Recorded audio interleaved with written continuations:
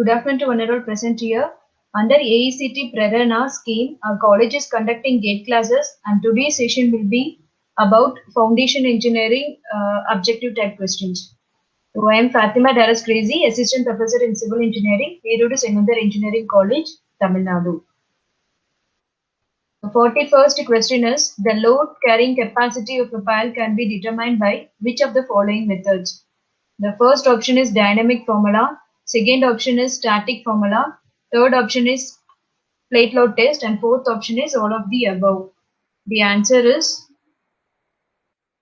all of the above, because the load carrying capacity of the pile can be determined by following methods. So these are the methods, that is penetration test, and then dynamic formulae, static formulae, and then plate load test. The 42nd question is, which of the following are some of the commonly used dynamic formulae? First option is engineer's news formulae and Hayley's formulae. Second option is static formulae. Third option is none of the mentioned, and fourth option is all of the mentioned. The answer is engineer's news formulae and Hayley's formulae.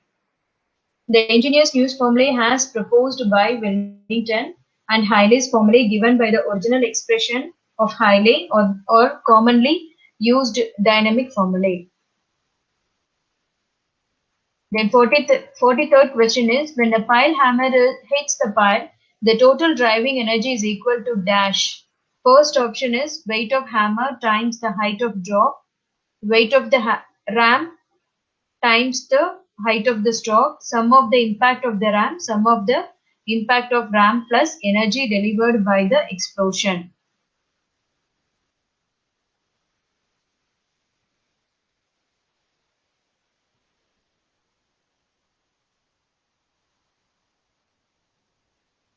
So the answer is when a weight of hammer times of drop. So when a pile hammer hits the pile, the total driving energy is equal to the weight of the hammer, the height of the drop or stroke. Then 44th question is, dynamic formulae are best suited for the dash type of the soil. First option is fine grained soil, second option is coarse grained soil, third option is cohesive soil, and fourth option is none of the mentioned. Answer is dynamic formulae can be best suited for the coarse grained soil. So the answer is coarse grained soil, because it may gives the shear strength which is independent of the rate of the loading. 45th question is, dynamic formulae does not indicate about dash. First option is temporary change in soil structure and future settlement. Second option is allowable load. Third option is none. Fourth option is all of the mentioned. Answer is temporary change in soil structure and future settlement. As disadvantage of dynamic formulae is that it gives no indication about the reduced bearing future settlement or temporary changes in the soil structure. 46th question is, the dynamic formulae is valueless for which of the following type of the soil? First option is loose sand, second option is saturated soil, third option is clay soil, and fourth option is compacted soil. Answer is clay soil. For clays, the dynamic formulae are valueless because the skin friction developed in clay during driving is very much less than which occurs after a period of time. 47th question is, in dynamic formulae, what are the energy losses that is not accounted? First option is energy loss due to vibration and energy loss due to heat. Second option is frictionless. Third option is none of the mentioned, and fourth option is all of the mentioned. So answer is energy loss due to vibration and energy loss due to heat. In dynamic formulae, the energy loss due to heat and damage due to dolly or packaging are not taken into account. 48th one is, the greater objection to any of the pile driving formulae is dash. Uncertainty in relation between dynamic and static resistance. Second option is shear strength of the soil. Third option is uncertainty in the allowable pressure. Fourth option is none of the mentioned. Answer is uncertainty in relation between dynamic and static resistance. The greater objection to any of the pile driving formulae is the uncertainty about the relationship between the dynamic and static resistance to the soil. And 49th question is, the static formula is based on the assumptions that the ultimate bearing capacity QUP is equal to dash RF plus QA, RF plus RP, AS plus AP, and fourth option is QUP divided by F. So the answer is RF plus RP. The static formulae are based on the assumptions that the ultimate bearing capacity QUP of a pile is the sum of the total ultimate skin friction RF and total ultimate point or end bearing resistance RP. So the answer is QUP is equal to RF plus RP. 50th question is, the efficiency of pile group depends upon dash. First option is characteristics of pile and spacing of pile. Second option is bearing capacity of soil. Third option is all of the mentioned. Fourth option is none of the mentioned. So answer is characteristics of pile and spacing of pile. The efficiency of the pile group depends upon the following factors. The following factors are characteristics of pile. We should consider the length and then diameter and material of the pile and spacing of the pile, then total number of piles in a row and number of rows, etc. 51st question is, which of the following formulae can be used for determining the efficiency of pile group? First option is dynamic formulae, second option is static formulae, third option is Fels formulae, and fourth option is Hiley's formulae. Answer is Fels formulae. According to Fels' rule, the value of each is reduced by 1 by 16th. 1 by 16th on account of the effect of the nearest pile in each diagonal or straight row of which the pile in question is a member.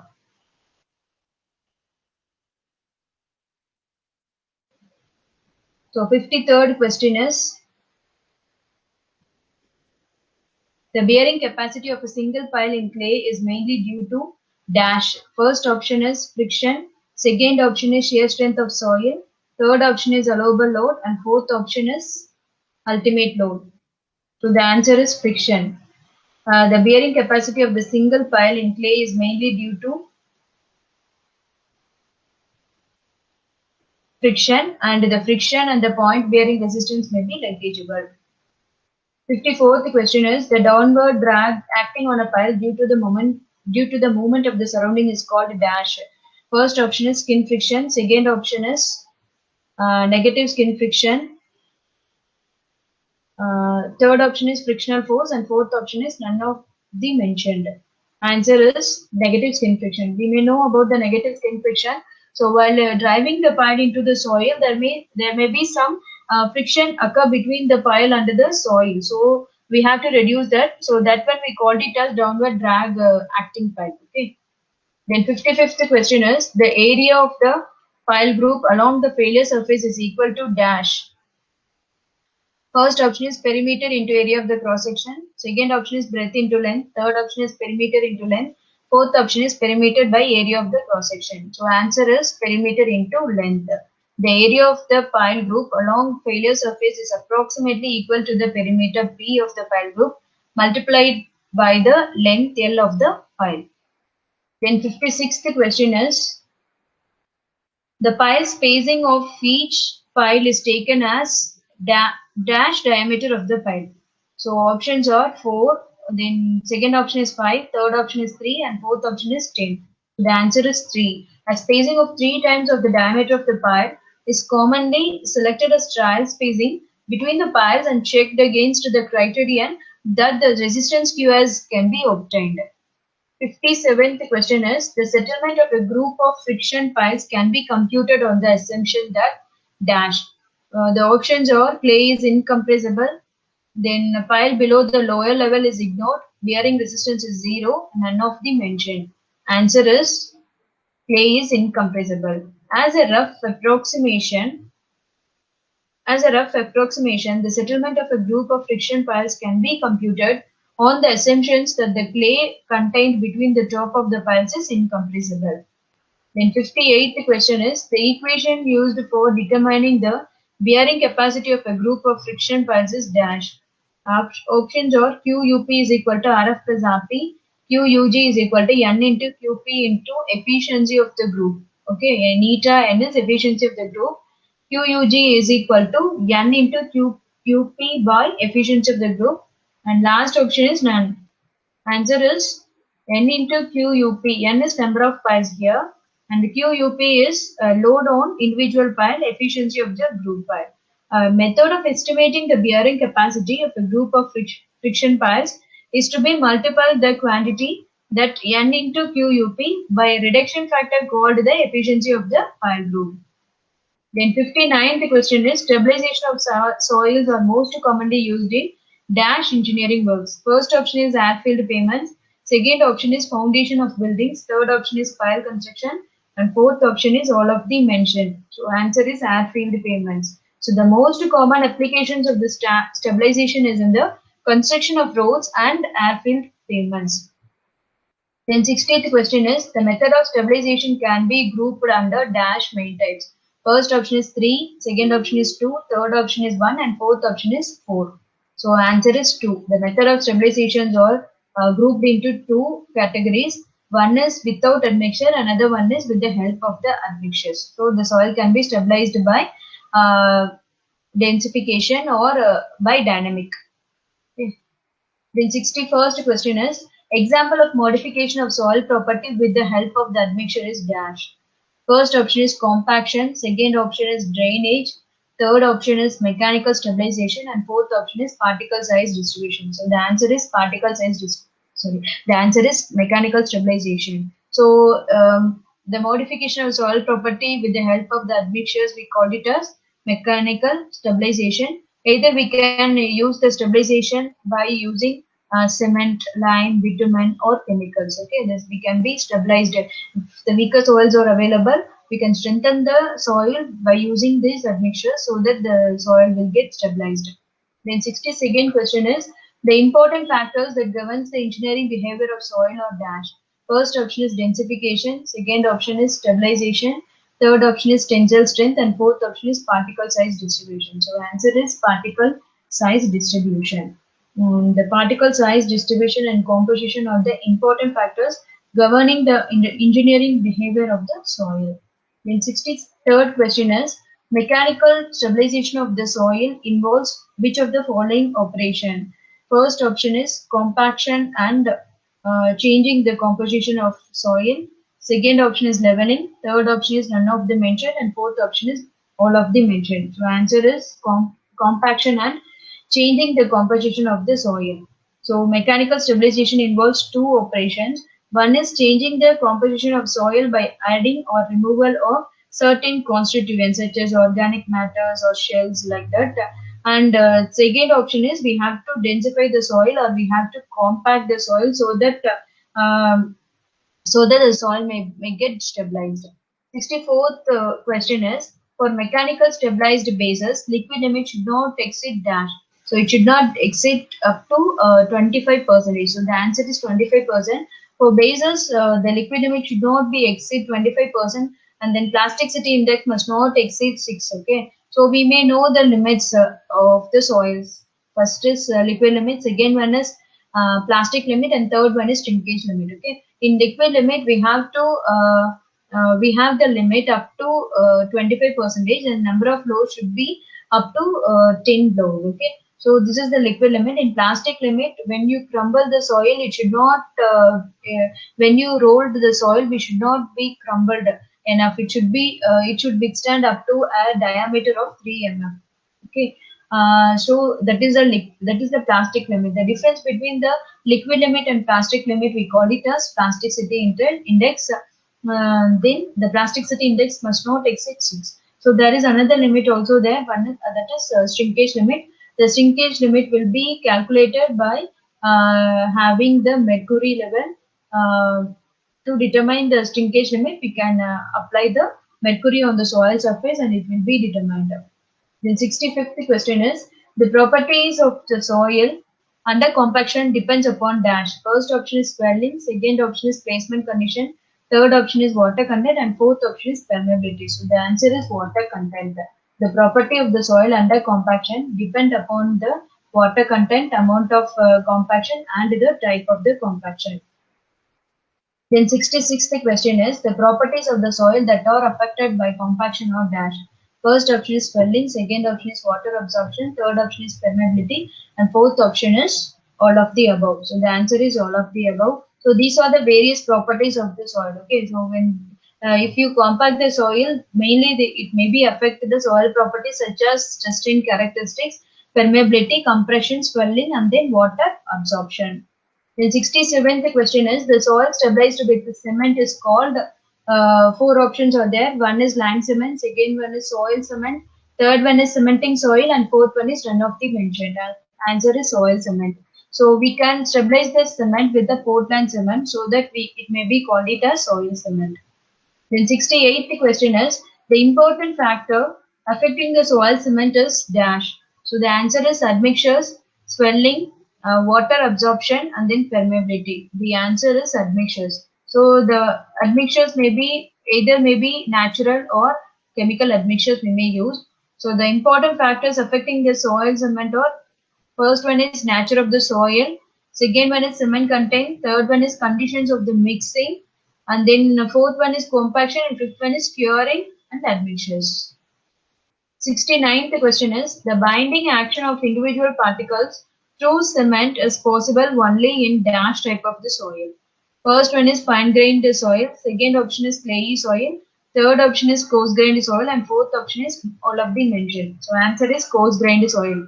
So when the binding action of the individual particles through cement may be only possible in coarse grained soils. In fine grained soil, the cohesive soils and some of the particles can be expected to have cement bonds, and rest may be bonded through natural cohesion. And 70th question is which of the following is proved to be useful on going over the site? First option is excavation, second option is escarpments, third option is flood marks, and fourth option is all of the above.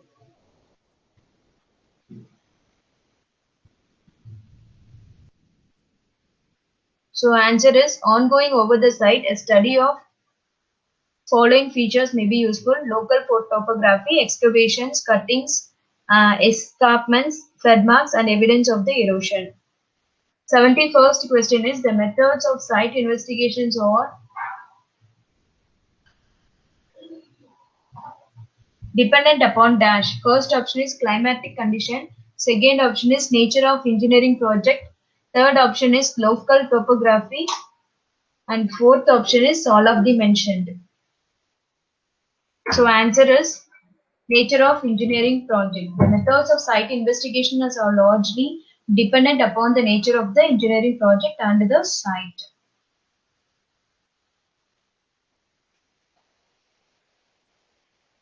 '72 question is the information that should be yielded on the site exploration is dash. First option is rock formation, second option is depth of groundwater, third option is structural loading, and fourth option is all of the mentioned. So answer is rock formation. Site exploration should yield precise information about the following: the order of occurrence and extent of soil and rock strata, and then second is the nature of engineering properties of the soil, and third one is the location of the groundwater. 73rd question is in site exploration, depth up to which the increase in pressure is likely to cause shear failure is known as dash. First option is failure depth, second option is significant depth, third option is pressure depth, and fourth option is depth of exploration. So answer is significant depth. The significant depth can be calculated, can be identified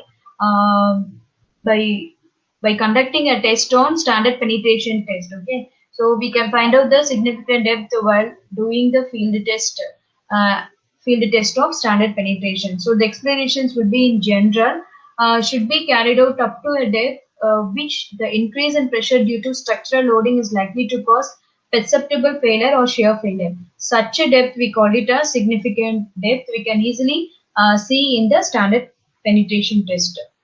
74th question is, depending upon the details, the site exploration may be classified as dash. First option is general and detailed. Second option is complex. Third option is none of the mentioned, and fourth option is all of the mentioned. So the answer is general and detailed. Depending upon the details or the precision of the subsoil data to be obtained, the site exploration may be classified as general or preliminary and detailed. 75th question is, the general exploration gives information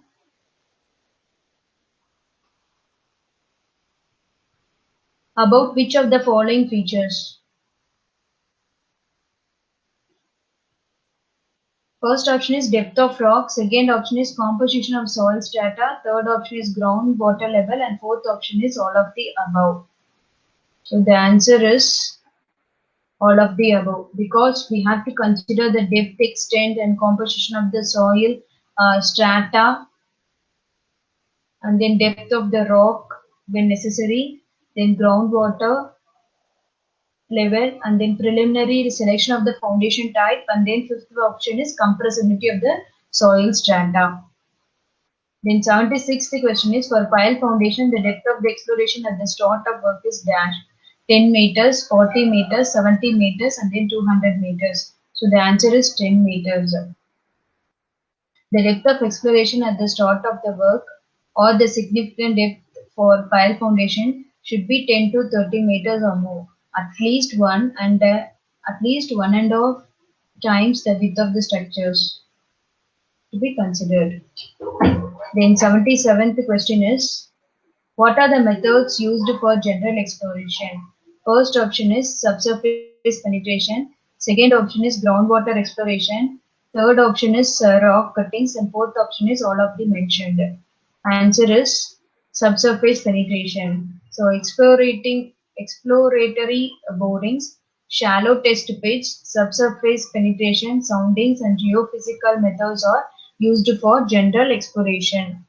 78th question is, the feature that helps to estimate the relative density of the coarse-grained soil is dash. First option is soundings, second option is shallow test pit, third option is exploratory borings, and fourth option is geophysical method. So the answer is soundings. So penetration and soundings help in estimating the relative density and strength properties of coarse-grained soils, and also to locate the weaker strata and lenses. 79th question is, the number and disposition of boreholes are varied depending upon dash. First option is surroundings, second option is strata, third option is subsoil condition, and fourth option is groundwater. So answer is subsoil condition. Depending upon the subsoil conditions, the number and disposition of boreholes are varied, usually in the valley floor, on the abutment, etc. 80th question is, in detailed exploration, the field test is conducted to determine dash. First option is tensile strength, second option is rigidity, third option is permeability, and fourth option is water content. So the answer is permeability. The field test may be conducted for determining the in situ values of density, bearing capacity, shearing strength, permeability, and pore pressure. Then 81 question is, the various method of site exploration can be grouped under which of the following? First option is open excavations and borings. Second option is soil strata. Third option is none of the mentioned, and fourth option is all of the mentioned. So answer is open excavations and borings. The various methods of explorations may be grouped as open excavation, borings, subsurface soundings, and then geophysical methods. 82nd question is, exploratory borings in general exploration is carried out by using dash. First option is auger, second option is bore equipment, third option is well curve, fourth option is all of the mentioned. Answer is auger. In general exploration, exploratory borings are carried out by auger, auger and shell, and by wash boring. 83rd question is, hand auger can be used for the depth up to dash. First option is 7 meters, second option is 6 meters, third option is 2 meters, and fourth option is 10 meters. Answer is 6 meters. The mechanical augers are used for greater depth, and then hand augers are used for depth up to 6 meters. In hand augers, there are two types, post-hole auger and then helical auger. 84th question is, auger boring is used in dash type of soil. First option is cohesionless soil, second option is cohesive soil, third option is coarse-grained soil, and fourth option is pervious soil. So the answer is cohesive soil. Augers are used in cohesive and other soft soils above the water table. 85th question is, the type of boring used for making deep excavation is dash. First option is cylindrical augers, second option is percussion boring, third option is rotary boring, fourth option is wash boring. Answer is cylindrical boring. Cylindrical augers. So cylindrical augers and shell with cutting edge on teeth at the lower end can be used for making deep boring. 86th question is, which of the following method is adopted for fast boring? First option is cylindrical auger, second option is percussion boring, third option is rotary boring, fourth option is wash boring. So answer is wash boring. So wash boring is a fast and simple method for advancing holes for all types of soils. 87th question is, rotary boring can also be called as dash. First option is percussion boring, second option is wash boring, third option is core boring, fourth option is pit boring. So answer is core boring. Rotary borings are used for rotary drilling and simultaneously obtaining the rock cores or samples. The method is then also known as core boring or core drilling. 88th question is, auger boring is most suitable for dash type of work. First option is airfield pavement, second option is highway exploration, third option is dam construction, and fourth option is buildings. So answer is highway exploration. The auger boring is fairly satisfactory for highway explorations at shallow depths and for exploring borrow pits. 89th question is, wash boring cannot be used for dash type of soil strata. First option is cohesive soil, second option is cohesionless soil, third option is boulder, fourth option is all of the mentioned. So answer is boulder. Wash boring cannot be used for strata containing boulders and rocks as they cannot be penetrated by this method.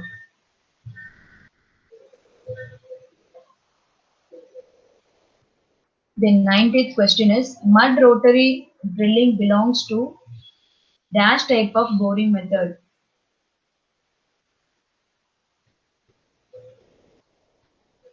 So first option is percussion boring, second option is rotary boring, third option is wash boring, and fourth option is auger boring.